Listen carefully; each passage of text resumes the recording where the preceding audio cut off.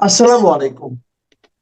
প্রিয় দর্শক, বাংলা মঞ্চের আলাপচারিতায় আপনাদের সকলকে আমন্ত্রণ জানাচ্ছি। দুদিন পূর্বে আমি এবং আসাদ নূর সুলতানা আপার একটা টক শোতে কথা বলেছি। সেখানে আওয়ামী লীগের ব্যাপক সমালোচনা আমি করেছি। অশ্রাব্য অশ্লীল ভাষায় কোনো কথা বলিনি। তৃণমূল যাদেরকে এই সংকটের কারণ হিসেবে দাবি করে, আমি সেই প্রেক্ষিতেই সেই মানুষগুলোর নাম উচ্চারণ করিনি, কিন্তু আমি ইশারা ইঙ্গিতে আকারে বুঝিয়ে দিয়েছি। এই ভিডিও দেখার পর অনেক ব্যক্তি আমাকে ইনবক্স করেছেন। তারা আমাকে বলেছেন, আপনি তো ভাই আওয়ামী লীগ স্বাভাবিক রাজনৈতিক প্রক্রিয়ায় ফিরুক, কিংবা একটা সময় যখন ক্ষমতায় আসবে তখন আপনি দেশে যাইতে পারবেন না, আপনাকে আওয়ামী লীগের নেতারাই যেতে দেবে না। তাকে উত্তর দিয়েছি, এটা আমি খুব ভালোভাবে জানি, আমি যেতে পারবো কি পারবো না এটা মুখ্য না।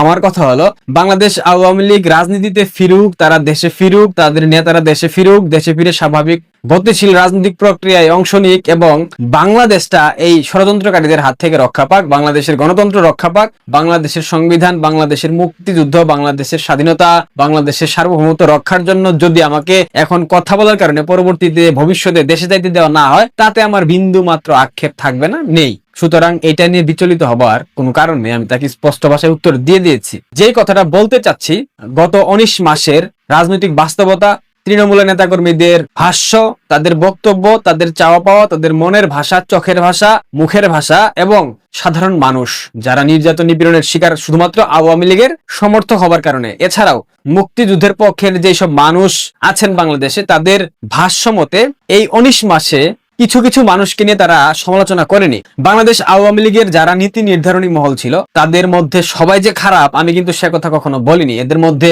অনেক ভালো মানুষ আছেন, অনেক জনপ্রিয়, জননন্দিত, জনসম্পৃক্ত নেতা ছিলেন, এখনো আছেন। এই মানুষগুলোর মধ্যে গত 19 মাসে সবার সাথে কথা বলে সবার ভাষ্য মতে কয়েকজন ব্যক্তিকে আমার যথেষ্ট গ্রহণযোগ্য এবং যোগ্য মনে হয়েছে। সার্বিকভাবে ভুল, ভ্রান্তি, ত্রুটি, বিচ্যুতি সবার মধ্যে থাকে, কিন্তু এই সব ছাপিয়ে যে মানুষগুলো বর্তমানে জনপ্রিয়তার মধ্যে আছেন, জনপ্রিয়তার শীর্ষে আছেন আমি সেটা বলবো না, কিন্তু তাদের যথেষ্ট গ্রহণযোগ্যতা এবং জনপ্রিয়তা তৃণমূলের মধ্যে আছে এবং সাধারণ মানুষ তাদেরকে পছন্দ করে। এই কয়েকটা মানুষের নাম আমি এই ভিডিওতে বলবো।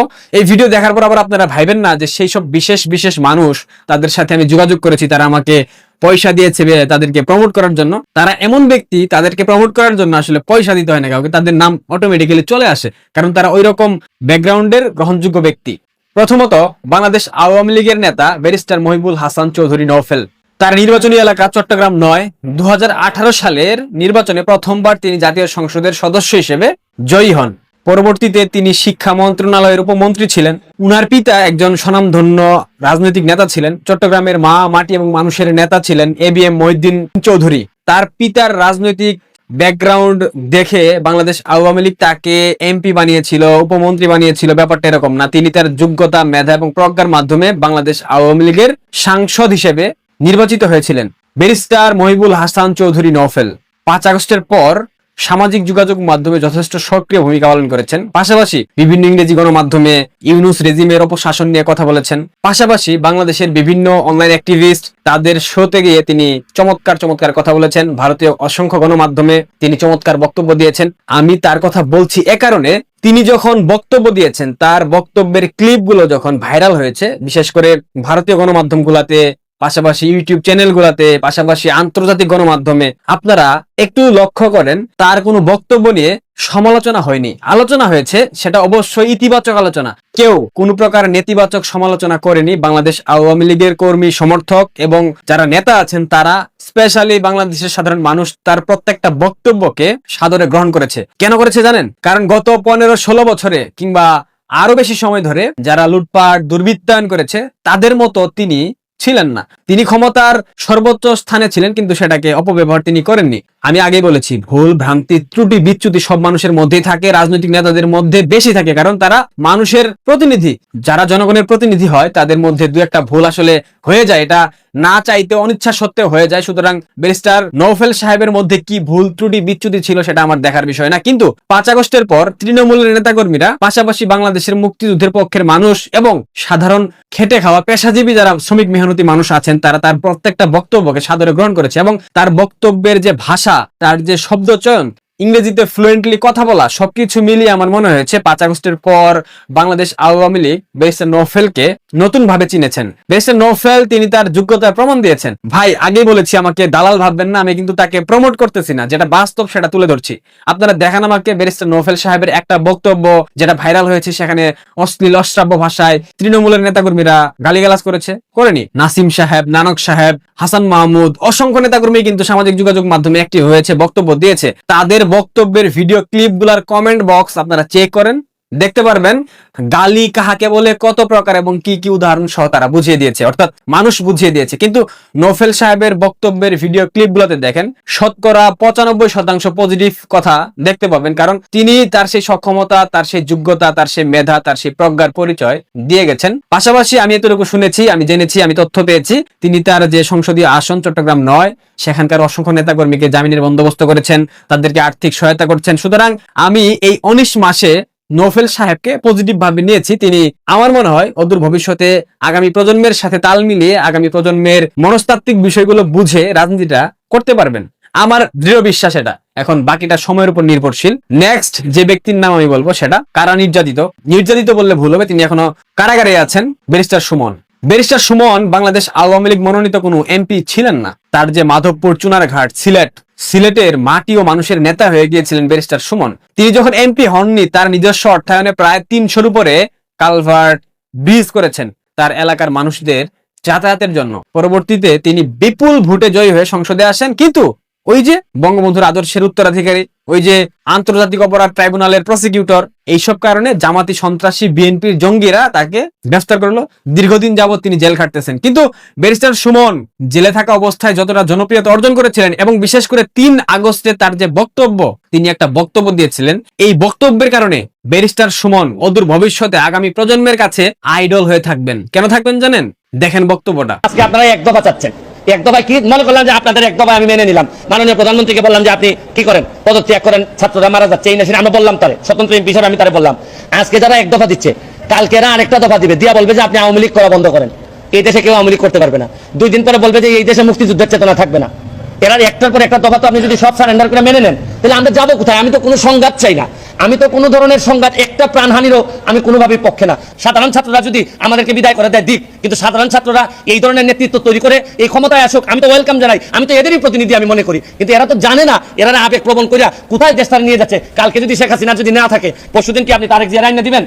আপনি কি কারে দিবেন? এই যে 14 জন আর 100 জন সমন্বয়ক আছে, তারা এসে ক্ষমতা নিক, তারা তো ক্ষমতা নিতে পারবে না। তারা কার কাছে নিয়ে ক্ষমতা দিবে, এইটাই তো আমি বুঝতে পারি না। তারা ক্ষমতাটা নিয়ে কার কাছে দিবে? ক্ষমতা বলো যে আমি অমুক দিব। 14 জন বা 150 জন সমন্বয়ক যারা আছে, যারা দাবি করতেছে যে তারা এই দেশটারে রাষ্ট্রের সংস্কার করতে চায়, তাহলে তারা এসে বলুক তারা মন্ত্রী হইতে চায় বা তারা ক্ষমতা নিতে চায়। কিন্তু তারা তো, আমরা তো বুঝতেছি তারা আইসাই যেটা করবে, এটা থেকে লাথি মেরে এদেরকে, যারা আজকে যদি এই সরকারের পতন হয়, কালকে এই সমন্বয় একটা লাথি মেরে বের করে দিবে, দিয়া জামাত এবং বিএনপির যারা এই ষড়যন্ত্রটা করে এই জায়গা পর্যন্ত আসছে, এরাই এই দেশের দায়িত্ব নিবে, নিয়ে এই দেশটারে আগের 50 বছর আগের জায়গায় নিয়ে যাবে। কারণ এটা রক্তের মধ্যে বাংলাদেশ। একটা মানুষ এই ঘটনাগুলো যে ঘটবে, 5 আগস্টের পরবর্তী যে বর্তমান সময় পর্যন্ত যতগুলা ঘটনা প্রবাহ আপনারা দেখেছেন, প্রত্যেকটা বিষয় তিনি সংক্ষেপে বলে দিয়ে গেছেন। আজ তারা এটা চাচ্ছে, পরবর্তীতে মুক্তিযুদ্ধ বলে কিছু থাকবে না, বঙ্গবন্ধু থাকবে না, আওয়ামী লীগ রাজনীতি করতে পারবে না, এইসব কথা কিন্তু ব্যারিস্টার সুমন বলে গেছেন। প্রত্যেকটা কথা একদম হরফ, শব্দ টু শব্দ মিলে যাচ্ছে না? গত 19 মাসে আপনারা প্রত্যেকটা বিষয় দেখেছেন না বাংলাদেশে হয়েছে। ব্যারিস্টার সুমনের এই বক্তব্যের জন্য তিনি ইতিহাসে থাকবেন। ব্যারিস্টার সুমন বাংলাদেশ আওয়ামী যুবলীগের আইন বিষয়ক সম্পাদক হয়েছিল, কিন্তু যুবলীগের চুলকানি শুরু হয়ে গিয়েছিল। একটা বিষয়ে কথা বলার জন্য তিনি বলেছিলেন থানার কর্মকর্তা কেন জয় বাংলা জয় বঙ্গবন্ধু স্লোগান দিবে, সেখানে অসংখ্য নেতাকর্মী ছিল। এই একটা কথা বলার কারণে যুবলীগ তাকে বহিষ্কার করেছিল। অথচ ব্যারিস্টার সুমন জেল খাটতেছে, কিন্তু যুবলীগের চেয়ারম্যান, যুবলীগের সাধারণ সম্পাদক পগার পার। এগুলা বলতে গেলে বিপ্লবের মুখ ভালো না, বিপ্লব বেশি কথা বলে। যাই হোক, ব্যারিস্টার সুমনকে আমার যথেষ্ট প্রাসঙ্গিক মনে হয়েছে। গত 19 মাসে ব্যারিস্টার সুমনের অপকর্ম, দুর্নীতি, স্বজনপ্রীতি, অর্থ পাচারের কোনো তথ্য অন্তর্বর্তীকালীন সরকার কিংবা বর্তমান সরকার, বিএনপি সরকার দেখাইতে পারেনি। সুতরাং ব্যারিস্টার সুমনকে জনপ্রিয় বলতে বাধা নেই, এবং বর্তমান প্রজন্ম থেকে শুরু করে বর্তমান বাংলাদেশ আওয়ামী লীগের খেটে খাওয়া, মেহনতি, নির্যাতিত, নিপীড়িত নেতাকর্মীরা ব্যারিস্টার সুমনকে সাদরে গ্রহণ করেছে, এবং ব্যারিস্টার সুমনকে আগামীর বাংলাদেশে বাংলাদেশ আওয়ামী লীগের নেতা হিসেবে অনেকে গ্রহণ করে নিয়েছে। এখন আপনারা কে কিভাবে দেখছেন ব্যাপারটা, কে কিভাবে ভাবছেন, আমি সেটা জানি না। তবে আমার ব্যক্তিগত দর্শন থেকে মনে হয়েছে ব্যারিস্টার সুমন বাংলাদেশ আওয়ামী লীগের রাজনীতির জন্য তরুণ প্রজন্মের নেতা হিসেবে অনেকটা প্রাসঙ্গিক। এরপর আরেকজন মানুষের নাম নিব, মাশরাফি বিন মুর্তজা, আওয়ামী লীগের যুব ক্রীড়া সম্পাদক, নড়াইল 2 আসনের এমপি। মাশরাফি ভাইয়ের সাথে আমার 5 আগস্টের পর কথা হয়েছে। উনি তার এলাকার নেতাকর্মীদের জামিনের বন্দোবস্ত করেছেন, অসংখ্য ছাত্রলীগের ছেলে মেয়েদেরকে চাকরির বন্দোবস্ত করে দিয়েছেন, অসংখ্য, মানে আমি হিসাব দিতে পারবো না, অসংখ্য। মাশরাফি কি আওয়ামী লীগ থেকে সুযোগ সুবিধা নিয়েছিল? উনি গতবার এমপি ছিলেন 2018-তে, উনি কি শত কোটি টাকা কামিয়েছেন? কামান নাই। ক্রিকেট খেলে যত টাকা অর্জন করেছেন, উপার্জন করেছেন, ওইখান থেকেই একটা বিরাট অংশ তিনি নেতাকর্মীদের জন্য ব্যয় করতেছেন। যেটা করার দরকার ছিল সেই নীতি নির্ধারণী মহল, যারা 15 বছর আফিম খেয়েছে, যারা 15 বছর রুটি খেয়েছে, হালুয়া খেয়েছে, তারা কিন্তু সাহায্য সহযোগিতা করছে না। কিন্তু মাশরাফি ভাই তার সাহায্য সহযোগিতা অব্যাহত রেখেছেন। অনেকেই বলতে পারেন তিনি সামাজিক যোগাযোগ মাধ্যমে অ্যাক্টিভ না কেন। মাশরাফি বিন মুর্তজা এখন পর্যন্ত বাংলাদেশের মাটিতে অবস্থান করছেন। ওনার পরিবার আছে, ছেলে আছে, মেয়ে আছে, ওনার স্ত্রী আছে। ওনার বাসায় আক্রমণ করা হয়েছিল 5 আগস্টের পর। ওনার নড়াইলের বাসা তো জ্বালিয়ে দেওয়া হয়েছে, ঢাকার যে বাসাটা সেখানেও আক্রমণ করা হয়েছে, ইট পাটকেল ছুড়া হয়েছিল। পরবর্তীতে তিনি সেখান থেকে পরিবর্তন করে অন্য একটা বাসায় থাকেন। এখন যদি তিনি সামাজিক যোগাযোগ মাধ্যমে অ্যাক্টিভ হন, সেক্ষেত্রে তিনি যে মবের আক্রান্ত হবেন না, এই নিশ্চয়তা কে দেবে? মাশরাফি সামাজিক যোগাযোগ মাধ্যমে অ্যাক্টিভ হইলেই শুধুমাত্র আওয়ামী লীগের নেতা, আর যারা লুটপাট করে চুরিবাটপারি করে এখন জামাত বিএনপিকে দিয়ে ব্যবসা প্রতিষ্ঠান পরিচালনা করছে, দেশের বাইরে নিরাপদে শান্তিতে অবস্থান করছে, তাদের ব্যাপারে আপনারা চুপচাপ। মাশরাফি সামাজিক যোগাযোগ মাধ্যমে নাই, এটা নিয়ে বিভিন্ন সময় আমরা দেখেছি বিভিন্ন ধরনের কথা উঠে এসেছে, কিন্তু মাশরাফি জনমানুষের নেতা হয়ে গেছেন, মাশরাফি গণমানুষের নেতা হয়ে গেছেন। মাশরাফি বিন মুর্তজা বাংলাদেশ আওয়ামী লীগে প্রাসঙ্গিক হয়ে গেছেন, কারণ তিনি তার সেই সক্ষমতা পরিচয় দিয়েছেন। নড়াইলের মা, মাটি এবং মানুষের নেতা হয়ে গেছেন মাশরাফি বিন মুর্তজা। আমি দালালি করতেছি না ভাই, যেটা বাস্তব। 5 আগস্টের পর যা যা ঘটেছে, যা যা হয়েছে, সেই প্রেক্ষিতে আমি কথা বলার চেষ্টা করছি। আরেকটা হচ্ছে আমাদের ঘাওড়া, আমাদের বাংলাদেশের রকচটা, বাংলাদেশের রক্তেরা যারা তাকে বলে, অর্থাৎ এনসিপি, জাসি, বিএনপি, হেফাজত, হোয়াটএভার, বাংলাদেশ ক্রিকেট ইতিহাসের উজ্জ্বল নক্ষত্র সাকিব আল হাসান। সাকিব একজন যথেষ্ট ব্যক্তিত্ব সম্পন্ন মানুষ। সাকিবকে নিয়ে প্রশংসা করে আসলে শেষ করা যাবে না। সাকিব 5 আগস্টের পর একটা স্ট্যাটাস দিয়েছিল, এই স্ট্যাটাস নিয়ে অনেকেই সমালোচনা করেছেন যে তিনি জুলাই অভ্যুত্থানে সেই হোয়াটএভার। সাকিবের ইচ্ছা ছিল বাংলাদেশে এসে একটা সিরিজ খেলে অবসর নেয়, কিন্তু তাকে মিথ্যা মামলায় জড়িয়ে দেওয়া হয়েছে।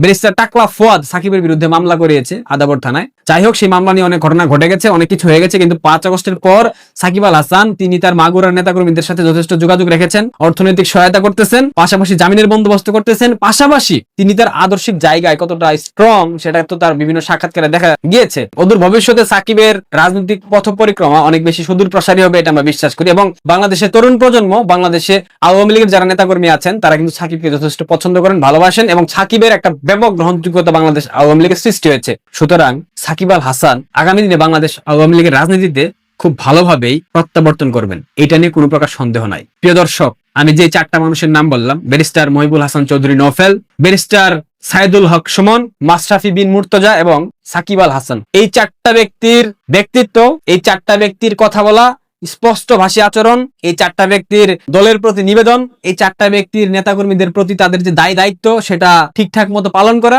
নেতাকর্মীদেরকে জামিনের বন্দোবস্ত করা, অর্থনৈতিকভাবে সহায়তা করা, সবকিছু দেখে উনারা 5 আগস্টের পর বাংলাদেশ আওয়ামী লীগের তৃণমূলের কাছে যথেষ্ট জনপ্রিয় হয়েছেন তাদের কর্মের মধ্য দিয়ে। সুতরাং আমি বলতেই পারি এই 4 জন মানুষকে আগামী দিনে বাংলাদেশ আওয়ামী লীগের অনেক ভালো জায়গায় আমরা দেখব, আমরা দেখতে চাই। শুধু আমি চাই না, তৃণমূল দেখতে চায়। আপনাদের মতামত থাকলে আপনারা সেটা অবশ্যই কমেন্টে জানাবেন, আপনাদের কোনো কিছু বলার থাকলে অবশ্যই আমাকে মেইল করবেন। কিন্তু ব্যক্তিগতভাবে আমার জায়গা থেকে মনে হয়েছে এই মানুষগুলা আওয়ামী লীগের রাজনীতির জন্য যোগ্য। আমি কিন্তু এই মানুষগুলাকে নিয়ে সমালোচনা করিনি, আমি সমালোচনা করি সেই চুরবাটপারদের নিয়ে সমালোচনা করি যারা বাংলাদেশ আওয়ামী লীগের রাজনীতি করার যোগ্যতা রাখে না। সুতরাং যারা বলেন আওয়ামী লীগ ফিরলে আমাকে দেশে যেতে দেওয়া হবে না, সমস্যা নাই, দেশ চলুক, দেশটা ভালো থাক, দেশটা শান্ত থাক, দেশের মানুষ ভালো থাক। প্রিয় দর্শক, ভালো থাকবেন, পারলে ভিডিওটা শেয়ার করবেন। ধন্যবাদ। আসসালামু আলাইকুম। চীনের সাথে জামাতে ইসলামী বেশ দহরম মহরম জমেছে না, জমক, তাতে কোনো সমস্যা নেই। তবে জামাত কখন যে কি পন্থী, মোটামুটি তারা পাকিস্তানপন্থী, এতে তো কোনো সন্দেহ নেই। আবার ইলেকশন আগে শোনা গিয়েছিল তারা ভারতের সাথেও সমঝোতা করার, মিলেমিশে চলার খুব আপ্রাণ চেষ্টা করেছে। ইভেন পশ্চিমবঙ্গে তাদের প্রতি একটা সফট কর্নার আছে, এটা অন্য কোনো কারণে না, এটা হচ্ছে ধর্মীয় রাজনীতির যে রেওয়াজ এই দুই অঞ্চলে, বাংলাদেশ এবং পশ্চিমবঙ্গে। তো এই কারণে জামাতের সাথে নাকি পশ্চিমবঙ্গের উগ্রবাদীদের একটা যোগাযোগ আছে। এখন আবার তারা কিছু কি চীনপন্থী কিনা, আমি যেদিন কথা বলছি 18 মার্চ 2026, তার আগের দিন প্রায় 1000 খানেক মানুষকে এত আপনার ইফতার দিয়েছে জামাত ইসলামী। এই মানে একটা প্যাকেটে একজন তুলে নিয়ে যেতে পারে না। তো জামাত বলছিল যে এটা প্রথমে তারা মোটামুটি প্রচার করে, এটা নিয়ে খুব ডিবেট হয়েছে যে জামাত দুস্থদের মাঝে ইফতার বিতরণ করছে। পরে জানা গেল যে চীনা দূতাবাস বাংলাদেশে, তারা ফুড প্যাক তৈরি করে দিয়েছে আলাদা। এইটা জামাতের মাধ্যমে দিয়েছে। নিশ্চয়ই জামাতের সাথে তাদের একটা ভালো যোগাযোগ বনিবনা এখনো হয়েছে।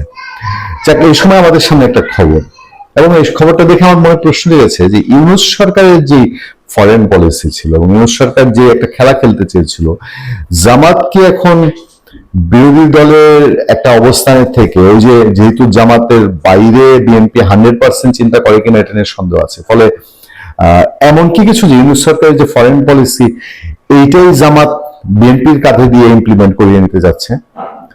পশ্চিমবঙ্গের আনন্দবাজার পত্রিকার একটা খবর আছে, ভারতের আনন্দবাজারে, সেখানে বলা হচ্ছে জামাতে ইসলামী চীনের সহযোগিতায় তিস্তা প্রকল্প রূপায়ণ চায়, তারেকের উপর চাপ বাড়িয়ে ঘোষণা শফিকুরের। এখন বিএনপিকে সে কি একটা মাইন্ড কাছে ফেলতে চায়? বিএনপি তো এটা চায়নার কি সরাসরি বিরোধিতা করবে? চায়নার একবার তো চায়নার সাথে কিছু বিষয় নিয়ে বিএনপির একটা দূরত্ব তৈরি হয়েছিল। এখন তিস্তা প্রকল্পের রূপায়ণ চায়, এটা বিএনপি কে বলতেছে। এখন বিএনপি কেমনে না করবে? একটু খেলা আছে না এখানে? গত মার্চ মাসে বেজিং সফরে গিয়ে চীনা প্রেসিডেন্ট শি জিনপিং এর সঙ্গে বৈঠকে প্রকল্পের রূপরেখা নিয়ে আলোচনা করেছিলেন বাংলাদেশের তৎকালীন অন্তর্বর্তী সরকারের প্রধান উপদেষ্টা মোহাম্মদ ইউনূস গত বছর মার্চ মাসে। এবার বিএনপি সরকারের প্রধানমন্ত্রী তারেক রহমানের জামানায় সেই প্রকল্প রূপায়ণের সক্রিয় হলো চীন। তিস্তা প্রকল্প যদি বাংলাদেশে চীন বাস্তবায়ন করে, স্বাভাবিকভাবে ভারতের সাথে বাংলাদেশের একটা টানাপোড়েন এখানে হওয়ার আলামত দেখা যায়।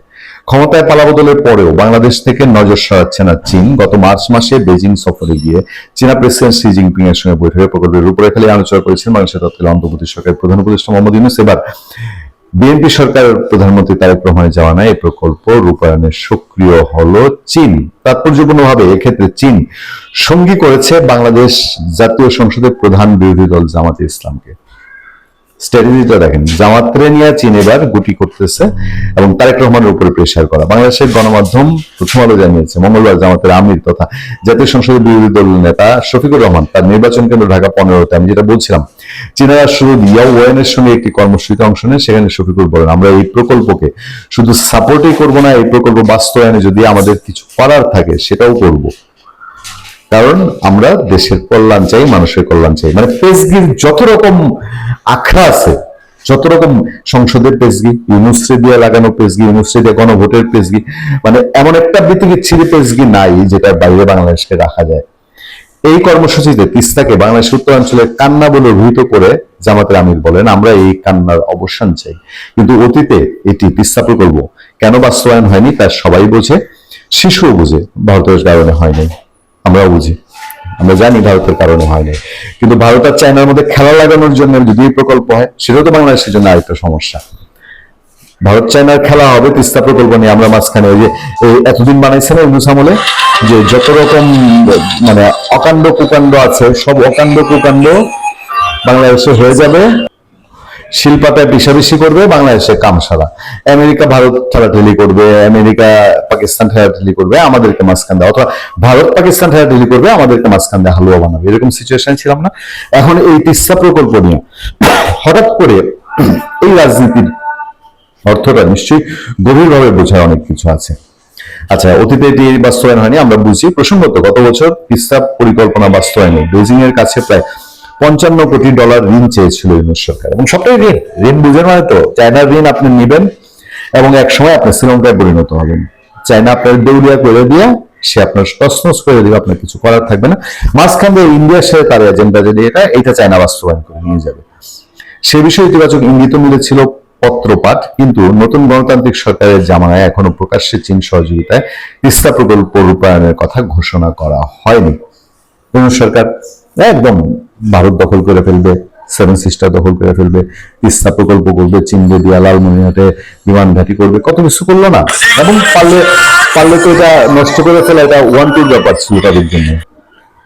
এবার এখন এসে এই যে চীন দূতাবাসের সাথে জামাতের দহরম মহরম এবং এর মধ্যে দিয়ে এই তিস্তা প্রকল্প সামনে আনা, মানে কি সরকারের শুরুতেই 1 মাস যেতে না যেতেই সরকারকে একটা বড় রকমের চ্যালেঞ্জে ফেলে দেওয়ার কোনো মতলব?